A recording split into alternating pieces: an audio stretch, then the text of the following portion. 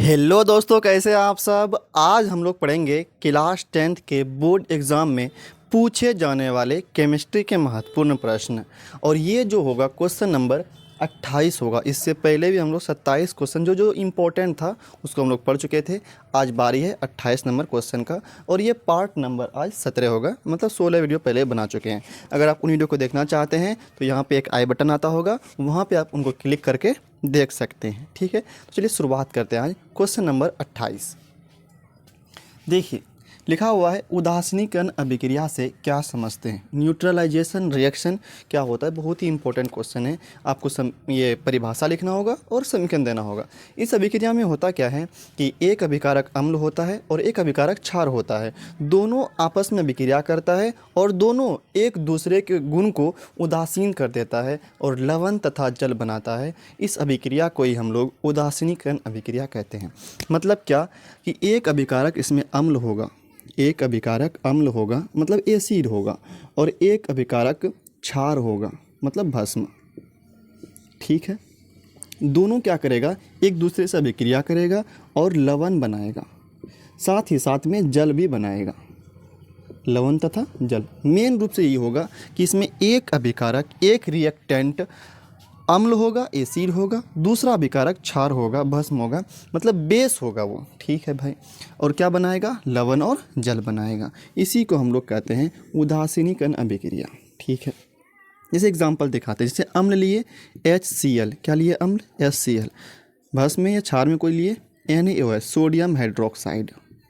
ठीक है, जब अभिक्रिया होता है तो ये Na आ जाएगा Cl के पास, बन जाएगा NaCl। ठीक है, और यहाँ पे बचा H, तो H इसके पास चले जाएगा तो H2 हो जाएगा और बचा O, यहाँ पे H2O हो गया।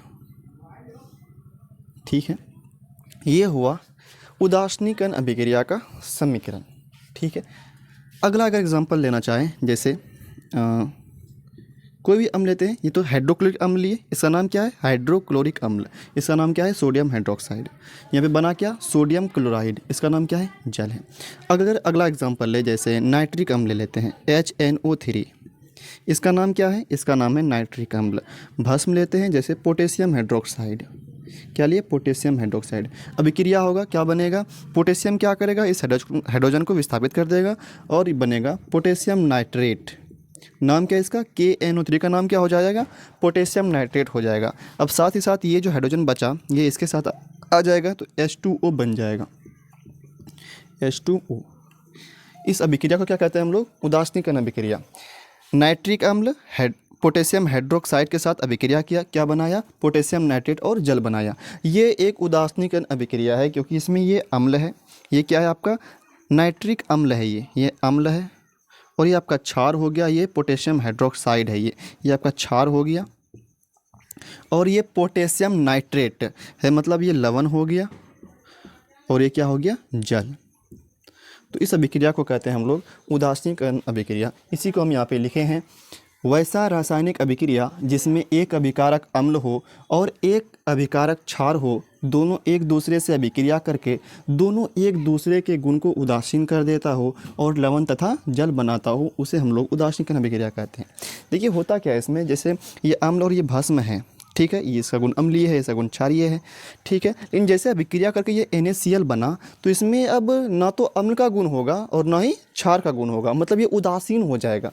इसीलिए यहाँ पे लिखे हैं कि दोनों एक दूसरे के गुण को उदासीन कर देता हूँ, मतलब इसमें अब ना तो अम्ल का गुण होगा ना ही क्षार का गुण होगा। ठीक है, तो ये उदासीन होगा, ये लवण है।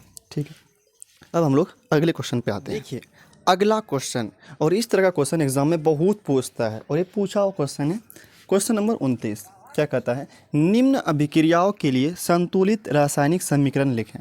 आपको क्या करना है, ये एक अभिक्रिया दिया हुआ है, इसके लिए आपको समीकरण लिखना है और उसको संतुलित भी करना है। ठीक है, देखिए कैसे करते हैं हम लोग।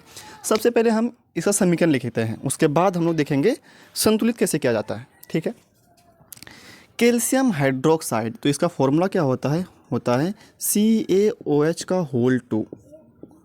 क्या होता है, कैल्शियम हाइड्रोक्साइड क्या होता है, CaOH का होल 2, कैल्शियम हाइड्रोक्साइड। ठीक है, अगला क्या है, कार्बन डाइऑक्साइड, तो इसका क्या सूत्र होता है, CO2। ठीक है, तीर है, तीर दे देते हैं। कैल्शियम कार्बोनेट, क्या सूत्र होता है इसका, CO3, ठीक है भाई, प्लस जल, जल का होता है H2O, क्या होता है जल का H2O। ये हम क्या किए, इसका रासायनिक समीकरण लिख दिए, ये रासायनिक अभिक्रिया था, इसका हम लोग क्या किए रासायनिक समीकरण लिख दिए।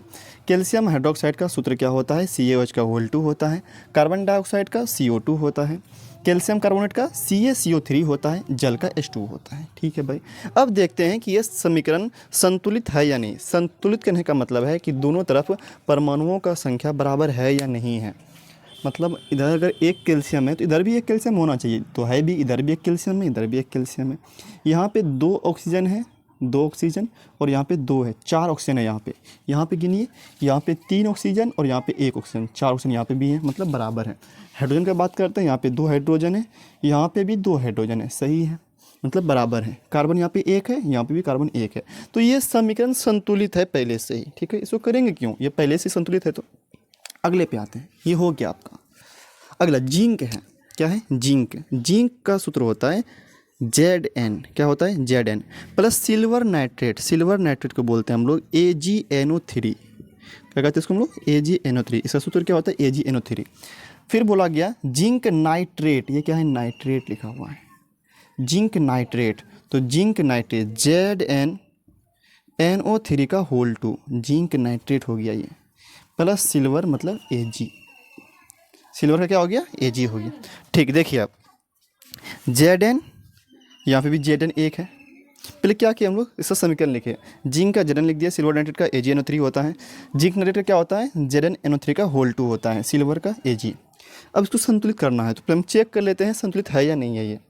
इधर भी Zn 1 है, यहाँ भी Zn 1 है, यहाँ पे Ag 1 है, N 1 यहाँ पे ऑप्शन 3, यहाँ पे 3 दूनी 6 हो गया, मतलब यहाँ पे तो गड़बड़ हो गया। यहाँ पे ऑप्शन कितना आ गया 3 दूनी 6, लेकिन यहाँ पे तो 3 ही है। तो आपको क्या करना है, यहाँ पे ऐसा नहीं कर सकते कि यहाँ पे 6 लिख देंगे तो बराबर हो जाएगा, नहीं, यहाँ पे नहीं करना आपको। ये परमाणु है, इसमें आपको कुछ नहीं करना है। जब भी गुना करेंगे हम लोग अणु में गुना करेंगे, तो यहाँ पे गुना करना होगा। यहाँ पे 6 था, 3 दूनी 6 था, यहाँ पे भी हम लोग 6 बना दिए 2 से गुना करके, 3 दूनी 6 हो गया। लेकिन जैसे यहाँ पे गुना किए ना, तो यहाँ पे क्या हो गया Ag कितना हो गया 2 Ag हो गया, और यहाँ पे Ag कितना है आपका 1 ही Ag है, तो यहाँ पे भी 2 लगाना होगा, 2 Ag हो गया यहाँ पे भी, ठीक है भाई। अब देखिए नाइट्रोजन, देखिए नाइट्रोजन यहाँ पे 2 है, और यहाँ पे भी कितना है नाइट्रोजन 2, नाइट्रोजन यहाँ पे भी है, मतलब सही है ये। और जिंक 1 था तो 1 है ही, मतलब ये अब संतुलित हो गया यहाँ पे 2 लगाने से और यहाँ पे 2 लगाने से। अगर आप वापस से चेक करिएगा तो बराबर ही मिलेगा आपको।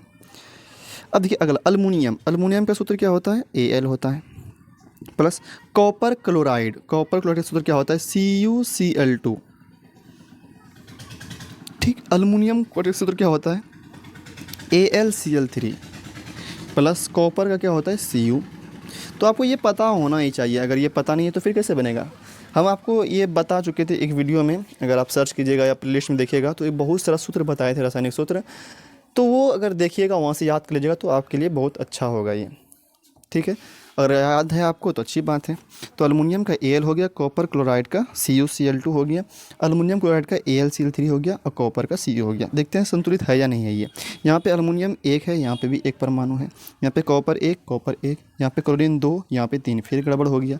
यहाँ पे 3 है, यहाँ पे 2 है, तो हमको भी यहाँ बराबर करना होगा, तो हम यहाँ पे 3 से गुना कर देते हैं, उल्टा पुल्टी, क्योंकि ये नंबरिंग अलग है, 2 और 3 है, तो हम इसको 6 बना देते हैं। तो यहाँ पे 2 पहले से था, 3 से गुना कर दिए, कितना हो जाएगा 6।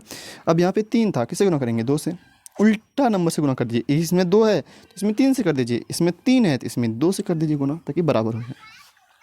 तो यहाँ पे कितना हो गया क्लोरीन कितना हो गया 6, यहाँ पे क्लोरीन कितना हो गया 6। लेकिन जैसे यहाँ पे गुना किया आप 3 से, तो यहाँ पे कॉपर कितना हो गया 3 हो गया, तो इधर भी कॉपर 3 करना होगा, 3 कर दिए, ठीक है। लेकिन अल्मुनियम यहाँ पे भी 2 से गुना किए, तो ये अल्मुनियम भी 2 तो इधर हो गया, तो आपको इधर भी 2 अल्मुनियम करना होगा 2Al। अब चेक कीजिए, देखिए सही है कि नहीं है, बराबर है या नहीं। यहाँ पे 2 अल्मुनियम, यहाँ भी 2 अल्मुनियम, यहाँ पे कॉपर 3, यहाँ पे क्लोरीन 3 दूनी 6, यहाँ पे भी 3 दूनी 6, मतलब ये बराबर हो गया, मतलब ये संतुलित हो गया आपका, ठीक है। तो उम्मीद करते हैं ये आपको समझ में आया होगा, और ये क्वेश्चन पूछता भी एग्ज़ाम में है, और जो इससे पहले बताया आपको उदासीन अभिक्रिया, वो भी एग्ज़ाम में पूछा हुआ क्वेश्चन था, और बार बार पूछता भी है उसको। ठीक है, इसको आप लोग अच्छे से याद कर लीजिएगा और बनाइएगा भी। हम क्या करेंगे अगले वीडियो में, ये तो था रासायनिक अभिक्रिया समीकरण, तो हम कुछ एग्जांपल और भी सॉल्व करेंगे जो एग्जाम में पूछा हुआ है, जो समीकरण के संतुलित करने के लिए, क्योंकि संतुलित करने वाला क्वेश्चन बहुत इंपॉर्टेंट होता है। तो हम क्या करेंगे अगले वीडियो में, संतुलित करने वाला भी आपको बहुत सारा प्रैक्टिस करवा देंगे, ताकि आपका एक भी दिक्कत और एक भी गलती ना हो सके उसमें, और आपको कोई भी उसमें दिक्कत ना आए। ठीक है, तो रहते आज यहीं तक, फिर मिलेंगे इसके बाद हम लोग अगले वीडियो में।